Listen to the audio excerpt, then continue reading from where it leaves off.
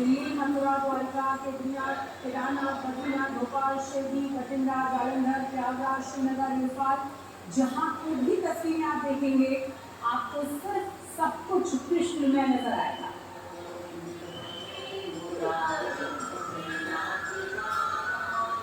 तो और ज्यादा खूबसूरत तस्वीरें दिखाने के लिए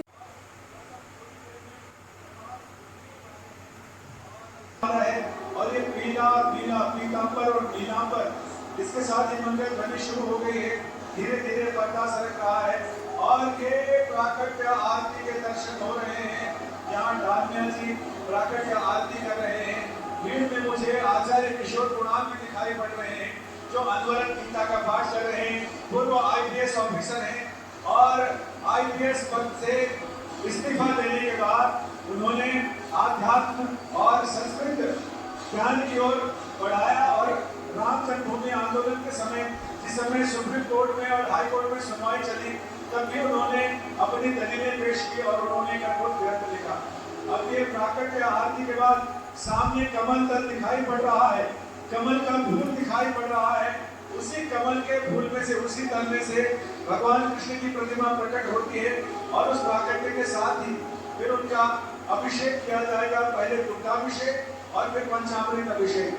बस ये आरती शंकर ध्वनि और इसके साथ ही मंगल ध्वनि लगातार हो रही है। डमरू की धुन है, ढोल कमाने बजने लग गए हैं। एक अद्भुत प्रकाश चारों ओर फैला हुआ लग रहा है। जब निराशा का घोर अंधकार हो तो उस समय कान्हा का प्राकट्य होता है। आप देखें जो ये भादों का महीना है, साल के 6 महीने इधर 6 महीने इधर, इसमें भी बीच, इसके बाद कृष्ण पक्ष और शुक्ल पक्ष, कृष्ण पक्ष में भी अष्टमी तिथि यानी उसका भी मध्य और उस अष्टमी तिथि के 8 तिथि इधर और 7 तिथि उधर।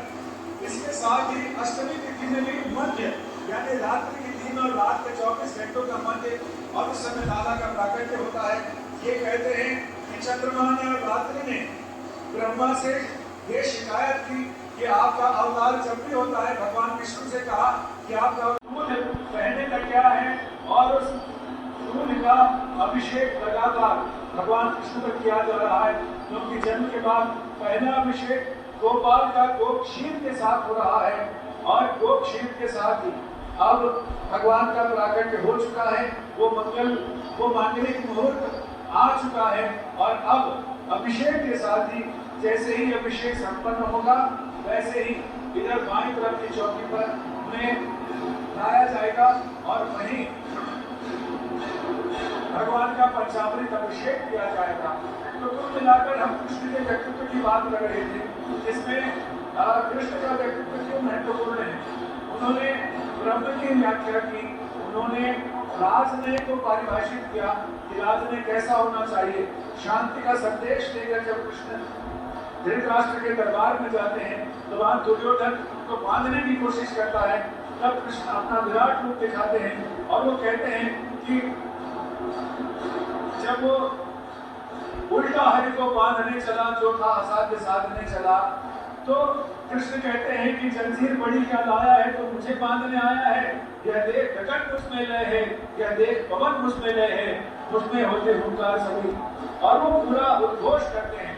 महेंद्र नंद गोपाल दास जी को कुर्सी सहित उन्हें मंच पर लाया गया है और अब उन्हीं के पौरोहित्य में, उन्हीं के निर्देशन में, उन्हीं के दिग्दर्शन में यहाँ ये सारा आयोजन किया जा रहा है। कृष्ण के व्यक्तित्व की बात, ये कृष्ण का व्यक्तित्व अगर हम बात करें तो वो बचपन में चौर्य कला में निपुण है। चोर है, सुलंपट लवार है, चटोरा है, टेढ़ी टांग उभारो, इष्ट देवता हमारो है।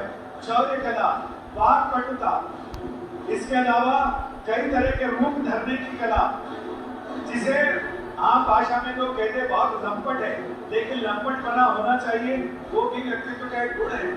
और जिह्वा का स्वाद उसके लिए भी चटोकरा कहते हैं। उन्होंने खाने पीने का शौकीन।